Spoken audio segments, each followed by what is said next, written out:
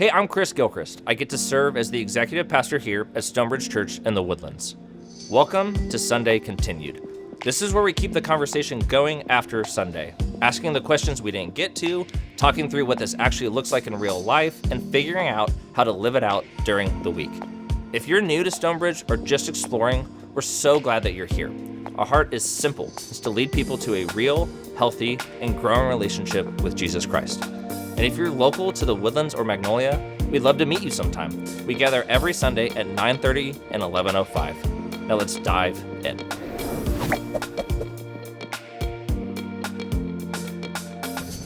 Well, Steve, it's good to have you back this week. People were just really worried that you were just disappeared off the face of the planet. Well, I was concerned only because when I'm preaching, I came down and you were not sending me notes, but I see you brought a lot of notes. I brought notes today. That's good. Because you decided to cover an entire chapter, which is normal, but it happened to be a very long chapter. Yeah, it was a long chapter. But I loved, personally, the way that you framed kind of the entire message with this really big question of who in this passage really needs to change. Is it Cornelius or is it Peter? And I think that was a really interesting take to me of, I think when we first approach that, we think Cornelius is really the one that needs to change. But I like that by framing it with that question, I think you showed what this passage was actually more about. Yeah, I mean, if you think about it, yes, Cornelius did need to change because he was lost outside of a relationship with Jesus. But at the same time, I would probably say Peter needed to change more than, and that does reflect, I think, on us in today's world that as Christians, a lot of times we're the ones in a bigger need of a change only because we think we're right on everything, and so therefore I don't need to change. And if the rest of the world would just change, which is very secular way of thinking, if the world would just change, if all the circumstances would just change, then everything would be okay. And then, when we have a hard time looking at ourselves and saying, okay, but wait a minute, am I the one that's holding things back or holding the change back? And Peter could easily have been the one that would hold it back. Especially, I like it when Peter, he heals the lame man, mm-hmm. He raises Tabitha from the dead. And then when he goes to Cornelius bows down to worship him. And that's where Peter could have really gotten messed up. Oh, yeah. Because he could have said, yes, I mean, look at my power. Look at what I'm doing. Look at this influence that I have and my abilities. No, I think that was such a great challenge this week, like in my mind, even just thinking about it afterwards of, like, am I the barrier? Like, am I the person, like, am my own wants and needs getting in the way of my people that are around me that don't know Jesus? Am I actually the one that's putting up walls and barriers and these struggles that prevent me from actually telling them the gospel well and presenting them Jesus well? And I loved the framing of that, of like, are you a barrier? Like, are you a barrier to the people around you? And are you a barrier to the people? So how do you see, Chris? This is a good question because I know that you thought about it more as you listen to it, because I do the same thing. So what are the ways that you look at it and say, here's how I see that I become a barrier, or we become a barrier as believers so many times to the non-Christian world or to the people who need to know Jesus, but, I think it usually starts, at least in my mind, it starts with a desire of wanting to be right more than wanting the person to know Jesus. That's a good point. And I think that's, for me, like that's sometimes, I don't know if it's just the pride in us or just the fact that we love being right, but just wanting to project like, hey, you need to do these things, you need to change, you need to clean yourself up, I need to be right. I don't like that you're disagreeing with me. And I think that we add all these barriers, or that you've got to check these boxes or think a certain way before you can know Jesus, which is the opposite, actually, that Jesus is the one that changes hearts, and he's the one that can actually do that work in them. But we sometimes just get it backwards. We just start thinking, here's the things that you need to do, and here's the things that you need to change before joining us on our team. Yeah. And so, and I use that with John Burke and his book. Mm-hmm. Can't remember which book it was, but where he talked about sharing with the guy, getting to that point and saying, is there anything preventing you, from knowing Jesus, from giving your heart to Jesus? He said, well, I guess I just don't want to be like you. and I love it because in his So book, honest. that's the next Yeah. paragraph is just that one word, ouch. And so that's what he's pointing toward, that we tend to be the ones that get in the way or become a barrier, even when we don't want to. Just human nature looks at it that way. So do I have to become like you? And you know, and in a sense, that should be the truth. We should be portraying something. Yeah.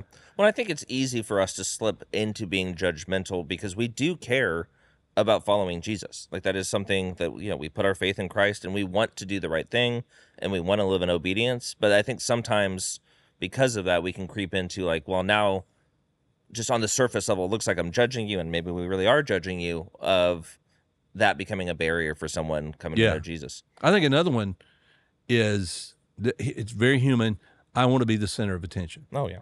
And that's one of those that Peter had a great opportunity to be the center of attention, and said, no, you don't worship me, you know, because I'm not the one that this is all about. And that's, but humanly, that's pretty hard. I've asked people before with certain ways that they practice their Christianity, certain issues, and I'll say, so why is this so important to you? And they will say, I remember one guy said to me, well, it makes me feel good about myself. And I was like, okay, well, but is that maybe the not, reason? Yeah, it's maybe not the right answer. Yeah, is that the reason that this is a correct doctrine or what you should be doing? But that is a human concern. I mean, we don't like feeling bad about ourselves, and we want to feel good about ourselves. And you know, that's a hard thing to get over, is not to be the center of attention. But well, I think we also just can get scared of the mess of, like, we see these people's lives and we go, that's just so different than us. Then how is God going to work in their hearts? And which is exactly what Peter was dealing with Cornelius, this guy that comes from a different tradition, comes from, you know, a different upbringing, and this confusion of like, how is God going to reach the Gentile world? And granted, we know that God has overcome that. But I think we can still look at people, and you kind of said that this with one of your more honest moments of your sermon, where you said, well, I don't know, in my heart of hearts, and I've thought this before too, so I'll own it too, of can God really change that person? Yeah. Or I forget exactly how you phrased it, but something along those lines of, it's going to take divine intervention. My wife has heard me say that before, you know, because I tend to look at it from a human standpoint. So how is that person, how can they possibly change? How can they stop doing this? Because there's certain things that, you know, when people get into them or they chase after things, once they've kind of crossed that line, coming back on the other side of that line is really difficult to do. And you're just like, oh man, I just don't know if that can ever change. And, you know, and sometimes just the way people see themselves. Sometimes they have such a low view of themselves. You're just like, man, you know, can you have, as a friend of mine would always say, which in a good way, hey, have some pride about yourself. Yeah. You know, don't just don't behave in any way that, you know, just have some dignity about yourself and whatever, even though that certainly doesn't get us to a relationship to God, but it certainly, I think, does prohibit us a lot of times, because we see a standard that we can attain to. And the problem is even deeper when we don't want to attain to that standard, when we say that I don't want to be that kind of person. But, you know, it's, and then, like I said, I've seen God change people that just stunning and shocking.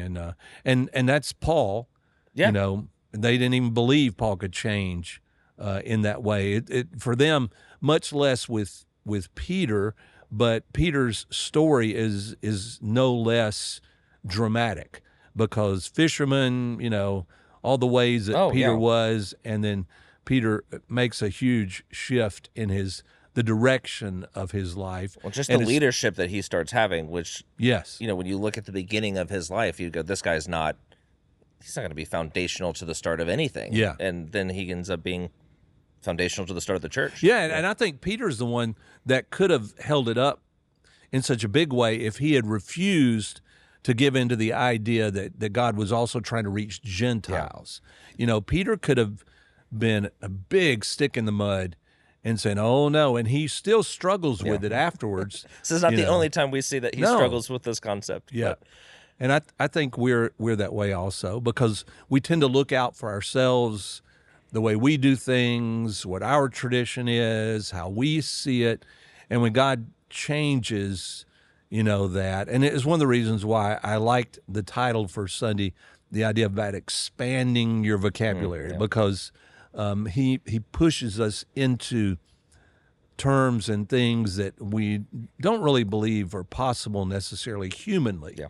But then all of a sudden, he does something that blows us away. Well, it's interesting, like with what you were just talking about, because while we know, because we have the book of Acts, that God does reach the Gentile world, we still in our, Southern Texas traditions and culture and where we live, I think we can sometimes project that onto people and say, well, you have to conform to our traditions and cultures to find Jesus, instead of recognizing, what are the, back to the barrier conversations, what are the things that we're projecting on people or adding to it that are outside of who Jesus is? Right. And I think we can get caught up in that even too, of just here's kind of the way that you do things, and in a Texas church, and in the Woodlands, and this is the way that you're kind of supposed to act or dress or XYZ. And if we're not guarding our hearts or being careful about it, I think we can start projecting to the community around us of this is what it takes on top of Jesus. Yeah. And so I think that's why I think Acts 10 is this really pivotal moment. Yeah, it is. And it's funny because it's of where it lines. You have this really, you're coming off some really dramatic stories with Stephen and Saul and even Philip, and then it kind of shifts back to Peter, and then this weird vision dream story, and it kind of almost feels not out of place, but for something so foundationally shifting, it's not kind of where you would expect it to be to me. Yeah, yeah. Could you imagine that dream that Peter had? I've had dreams.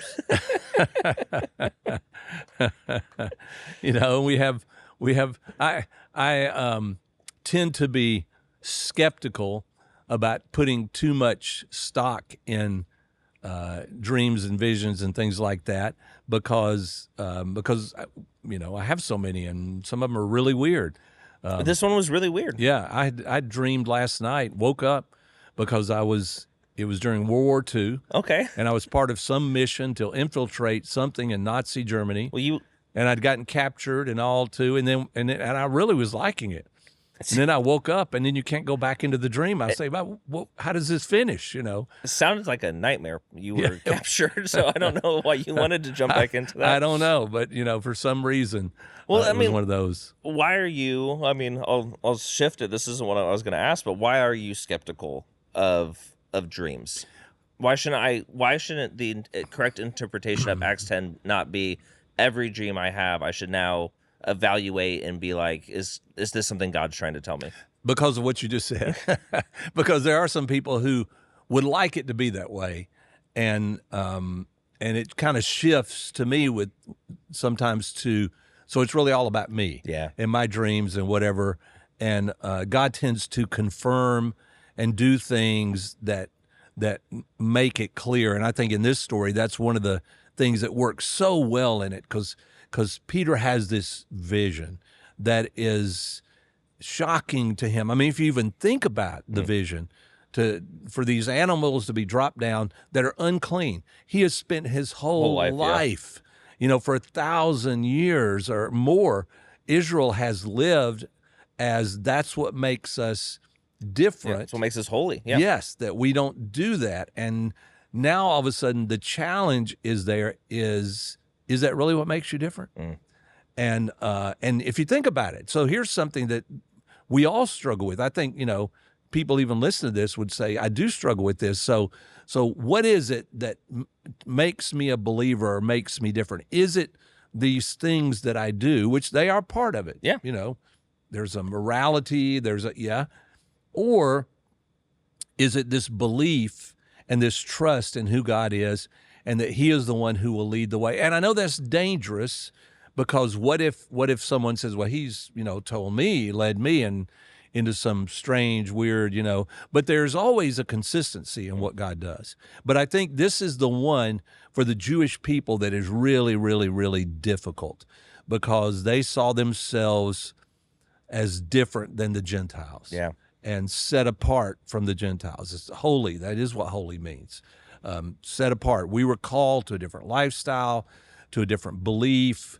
We have a different, God, and He is the one who's defended us, fought for us, rescued us, and so because of that, they just didn't see the Gentiles as redeemable. As No, and I think I would argue maybe up to this point, I would assume that Peter thought that if God was going to reach the Gentiles, that they would have to come and follow what they were doing. Right, become Jewish. Yeah. Yep.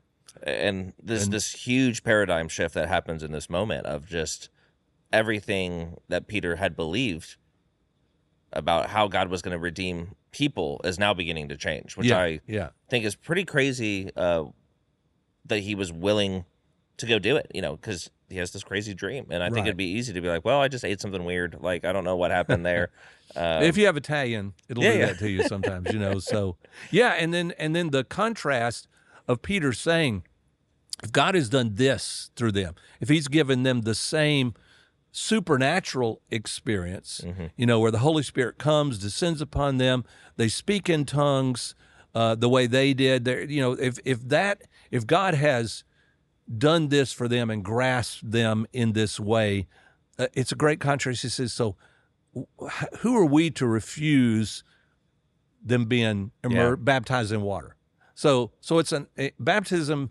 I still think, and I know some people don't see it this way. I had a discussion Sunday with someone the same way. Is a outward symbol of what is happened, but it's an important symbol. Yeah. And it was one thing though that they could control. They could say, we baptize, we don't baptize. It was in their hands, not in God. But there was a different baptism that went on with them that the Old Testament predicted. Yeah. One day God would baptize this way. John the Baptist said, one come after me, he won't baptize the way I baptize. So there is that physical symbol, but then there's the thing that God does when He changes a person's life and makes it clear that He's doing something. And so I think then it fits with the visions and the things that they saw. Even Cornelius, his vision also. It just all worked together. Yeah, it's a pretty powerful way in which kind of God uses Peter and then obviously Cornelius to like usher in this change of, now here's how I'm going to start reaching this world too.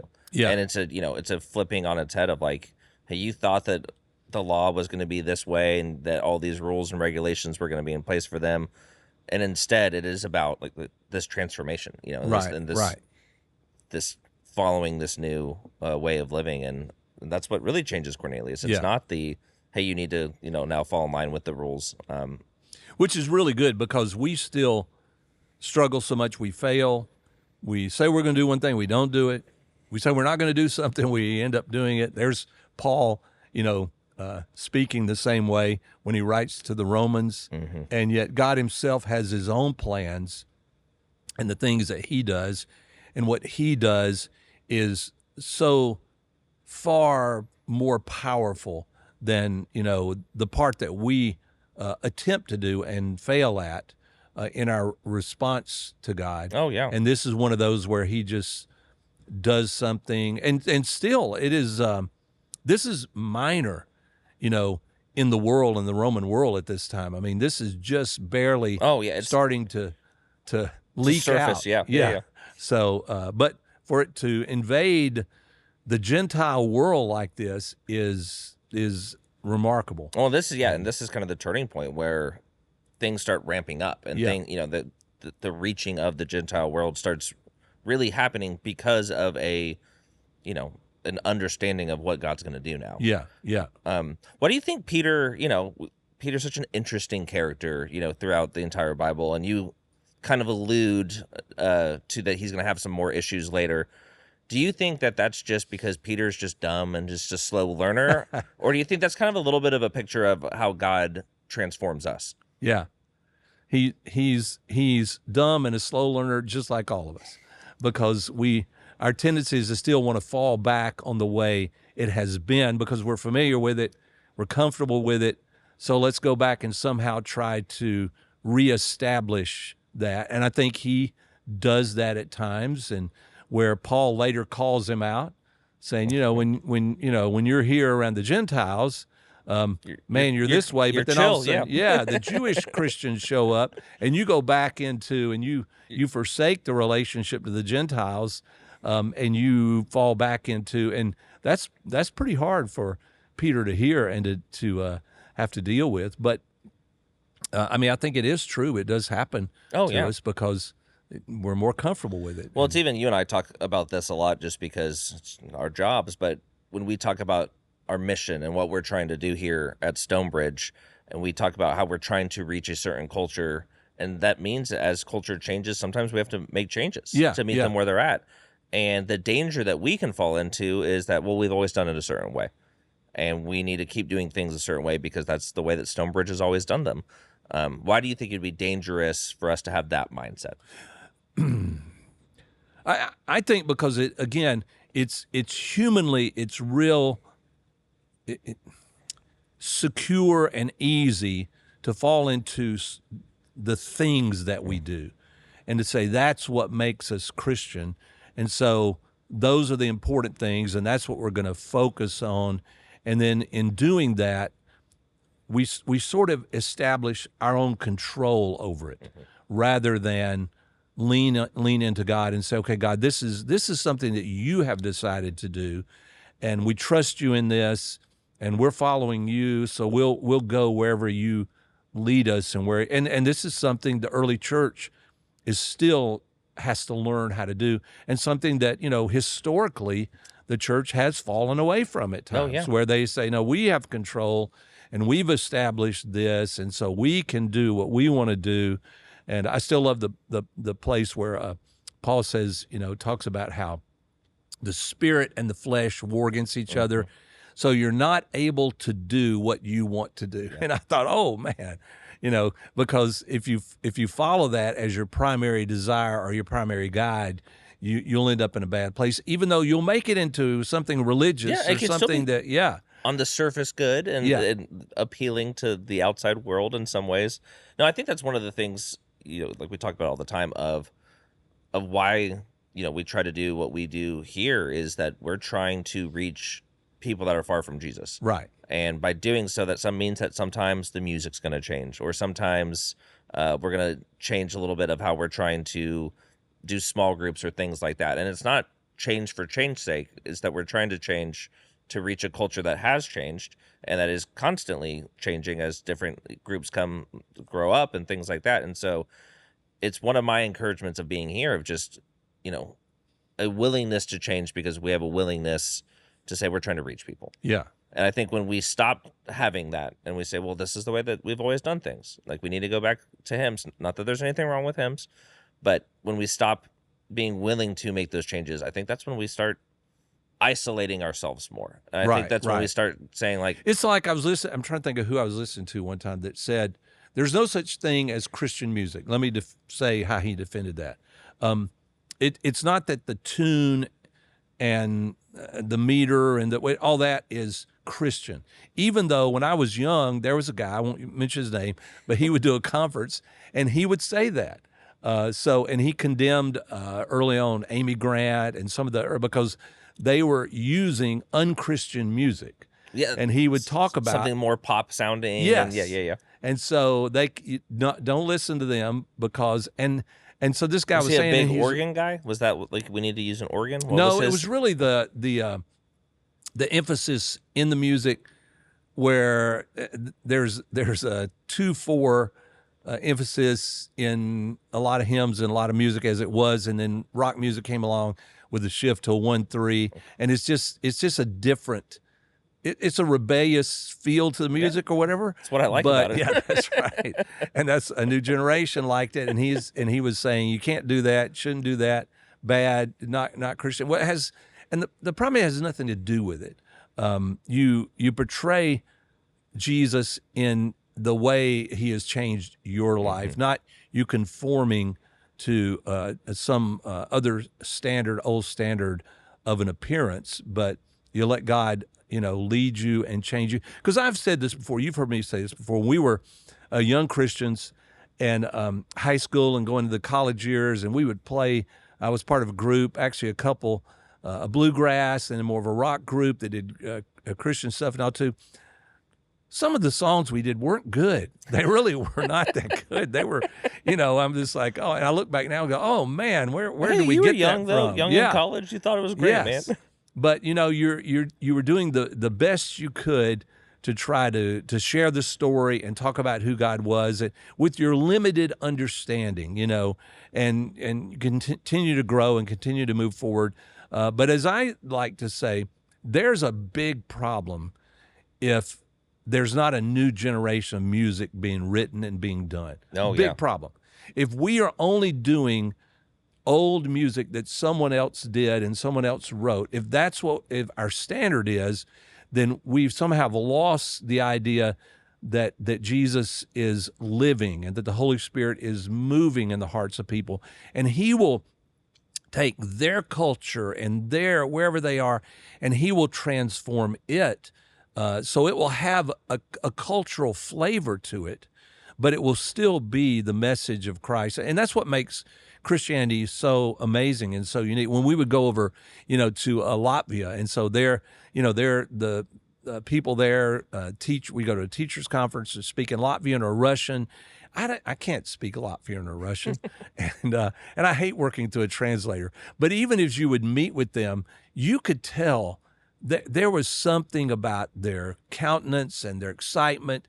They would be talking about Jesus in a different language that I couldn't understand, but I knew what they were talking about. Absolutely. And I could see what had excited them, so much, even in their culture, which was much tougher than our way culture. More stoic. Oh my goodness. I'll never forget getting on a bus for the first time, being in Latvia and being coached on do not say anything. Yes. You just look forward and do not be the annoying American on the bus, And so it's a much tougher, much more stoic culture. And then you go to a church and you see that joy, and and then you're like, I see it. I see your faith, and I see what we have back in America too. Yeah. And I think it's to your point, I just think it's such a cool image of, and I think it's the hard balance thing. Yeah. So how do you say, God, use me? It's your movement. You're the one that does it. I mean, the book is clear. Yeah. Jesus builds His church. We don't build His church, but He does it through us, as Paul says, through these crackpots, these broken vessels. Yes, that's what we are, just like the people that He is reaching. And so how do we do that, and at the same time understand that there's also the possibility somebody will run off and take it and turn it into something that it's not, which I think that's why I made a statement. I know in the first service about a guy who said, we only share the hope that we have, and I understand what he's saying, but he says we don't share theology and all that. Yeah, we do. Oh yeah. I mean, there's no way to share the hope that you have without sharing. I mean, theology is a big word and whatever. Sure, you have to share where it comes from and what it's based. There's still the essence of, when I'm sharing my story, there's a theological moment where I have to describe that I was struggling and dead in my sin and now alive in Jesus. Now you can culturally use those words and however you would do with your culture and your context. But that is a theological statement. It is. It's it is a personal statement too, but it is deeply entrenched in who Jesus is and what He came to do. Yeah. And I sat in the 11 o'clock, so I wasn't in the first service, but and I did it at the first service. But I would have also been disagreeing with that guy in my head as you were talking about it, of just. But I understand what he's saying. Totally. It is the hope that resonates with a person and connects with people, that they say, here's a reason to live and something to live for. Yes, absolutely. I completely understand that. But when you detach the theology from it, that is also how we can get in dangerous places too. Yeah. And that's how we can start getting it wrong and going down different roads. But it's just, the Acts 10 story is just so interesting to me, of just all these things that begin to shift, and then what does that mean for us today? And I think it's easy to read that and be like, okay, well, it's this God reaching the Gentile world, this doesn't really apply to me. And I love the way that you kind of broke it down to where it asked a lot better questions of no, you might know that we're supposed to reach the Gentile world, but you have your own stuff that you're bringing to people outside of Jesus. You're adding these things, and what are those for you? And what are the things that you're adding? If you had to ask somebody like, hey, or tell someone, here's the one thing I want you to do with the sermon this week, what do you think that you would say? Of like, here would be my challenge for you. I mean, to me, it's just what you said as we started out. You know, is it the world that needs to change, or do I need to change? Because I can't change the world, but I can be involved in whether or not I change, and I let God work through me and use me, and that is my responsibility. And then then see what God would do, because that's the remarkable thing about Peter. He had a view, he had a way he saw it. God changed his view. It was a dangerous thing, because it's certainly not going to be accepted with a lot of the Jewish Christians. Oh yeah, he's still got to go and tell people about this. He's going to run into a big battle, which he will, and he'll still have to battle with it. But to accept and believe that this, that this is the change that Jesus has come to make, and that the Holy Spirit is making, in the world, is what changed the world. Yeah, that's good. Well, man, we're glad that you're back. Good to be back. There's this big thing happening this next week. Yeah, Easter's a good thing. Man, my encouragement, if anyone's still listening at this point, I'm going to say it one more time, even though I've said it a lot of weeks, invite somebody. Bring someone that needs to hear the hope of Jesus. Yeah, it's the biggest, I know Christmas for a lot of people is, but Easter is the biggest celebration for us as Jesus followers that there is, because it is the shift that occurred because of his resurrection, and that changed everything. It's a big deal. Yeah. All right. Sounds good.